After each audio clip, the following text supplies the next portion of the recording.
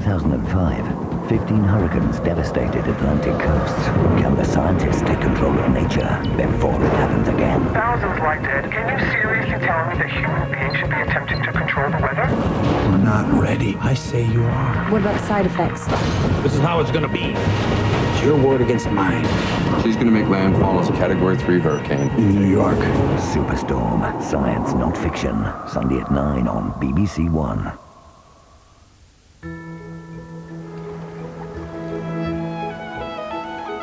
This is BBC One for the Midlands. Now the news at 10 o'clock with Hugh Edwards and Nick Owen. Defeat for the woman who wanted to have children using embryos from a previous relationship. Natalie Evans was left infertile by cancer treatment and her former partner refused permission for the embryos to be used. I am destroyed by the court's decision today. It's very hard for me to accept that the embryos were not destroyed and I wouldn't have to become a mother. Of course, I'm sympathetic to the situation that she's in, but I think, again, just reiterate, I think common sense has prevailed. I want to be able to choose as and when I become a parent. We'll be asking how significant the ruling could be for other couples, also tonight. Names and addresses of child sex offenders will not be published after all. Violence before the match as the Romans visit Manchester, but on the pitch, United achieve a stunning victory in the Champions League. I'm here in Canada's high Arctic, a place whose unique environment and wildlife scientists say is threatened now by global warming. And here in the Midlands, orphaned by AIDS in Africa, now after a year-long fight, she's starting a new life with her new family. And paralysed but determined to help others by paddling down America's longest river.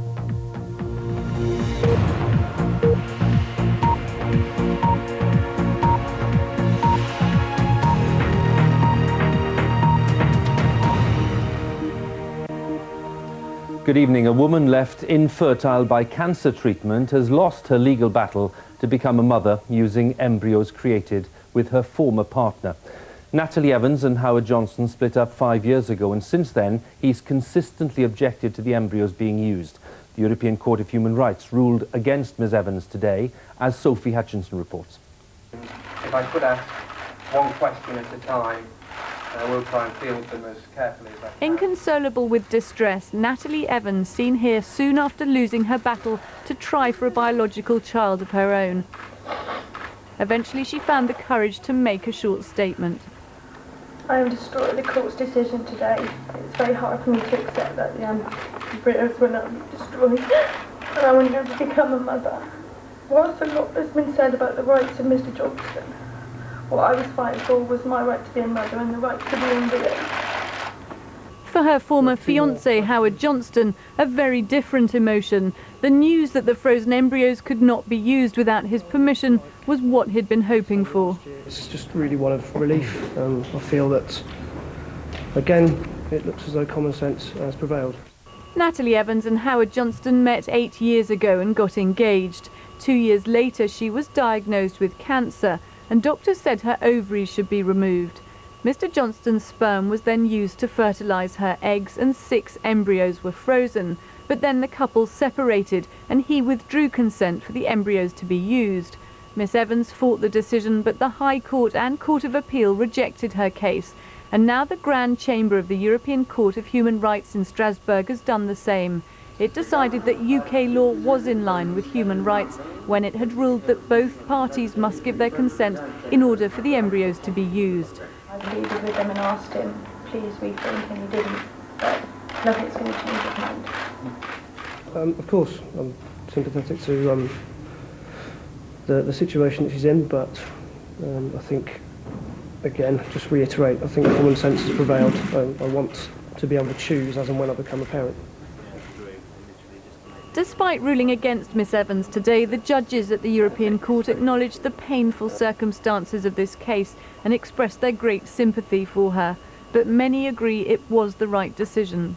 The judgment today has really confirmed the principle of shared consent between the man who provides the sperm and the woman that provides the eggs to create the embryo, and that both have joint and equal responsibility for what happens to those embryos from their point of creation right up until the point that they're transferred into a woman to attempt a pregnancy.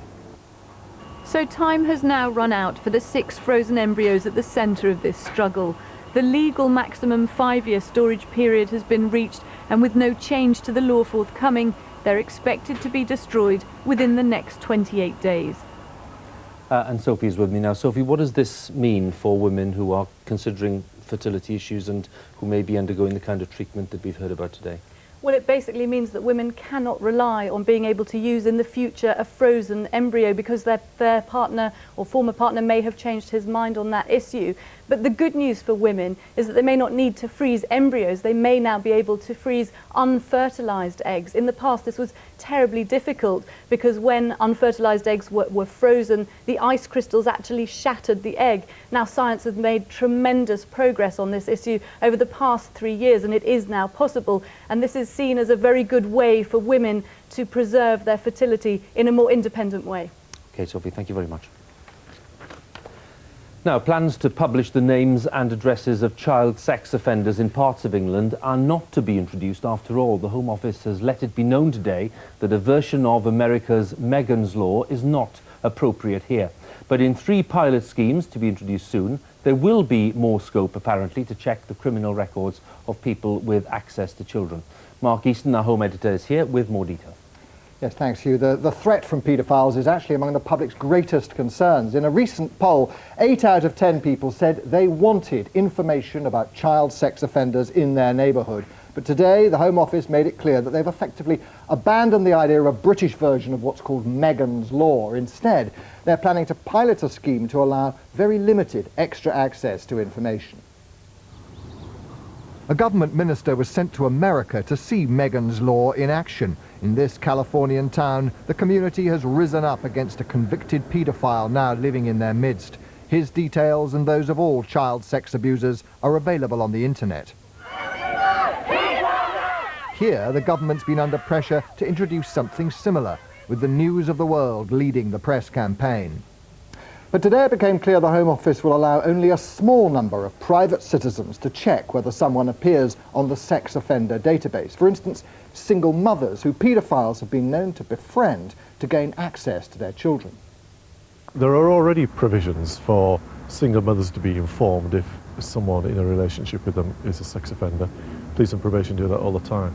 But if the Home Office are now saying that they're not going to introduce a general provision for members of the public to find out if sex offenders live near them, then that's terrific news. Now, the new policy is based on risk. Experts point out that children are much more likely to be abused by someone they know than a stranger. 4 out of 5 cases involve a member or friend of the family. Around 80 children a year are killed by their parent or carer. About 6 are killed by a predatory paedophile, a figure that actually hasn't changed in a decade. Now, there will be some disappointment that information's not going to be more widely available, but the Home Office here is trying to strike a balance between the public's right to know and the management of offenders in the community, the concern that disclosure might drive offenders underground or lead to violent vigilantes. Hugh. Mark, thank you very much. Now, there was some crowd trouble earlier tonight before Manchester United and Roma kicked off their Champions League game at Old Trafford. Police did make a number of arrests, but Manchester United did go on to a stunning victory over their Italian rivals. So let's join our sports correspondent James Munro at Old Trafford. Hugh, it's been an extraordinary night here at Old Trafford, a night which began tinged with menace as football violence threatened to drag down the image of European football still further. But it ended with one of the great European performances as Manchester United thrashed AS Roma by 7-1 to book their place in the semi-finals of the Champions League. They are scenes that many people hoped had all but disappeared from English stadiums.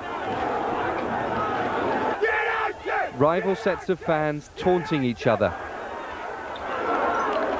Bottles flying. Riot police keeping Manchester United and Roma supporters apart, trying to keep control.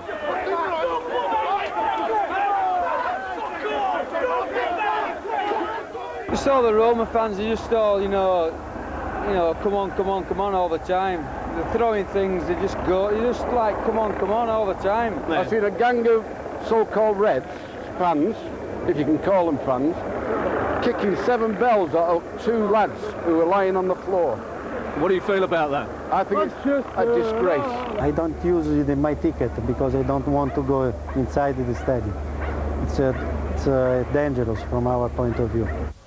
More than 2,000 Roma fans had made the trip to Old Trafford, and under tight security they were shepherded into the stadium. Because for some United fans this was about revenge for the event 6 days ago in the Olympic Stadium, where police used tear gas and batons on supporters inside, and outside some were attacked by Roma fans. There were always concerns that these images would inflame tensions in Manchester. But inside the stadium, Roma's fans had less to worry about their safety, and United supporters soon had other things to think about. In an extraordinary match, United scored 7 goals, including 2 from Cristiano Ronaldo, to book their place in the semi-finals. It finished 7-1 to United on the night, 8-2 on aggregate, one of the great performances by a British club in Europe. And whilst Roma's fans... Well, there's no sign of any trouble amongst the fans as they file out tonight, but there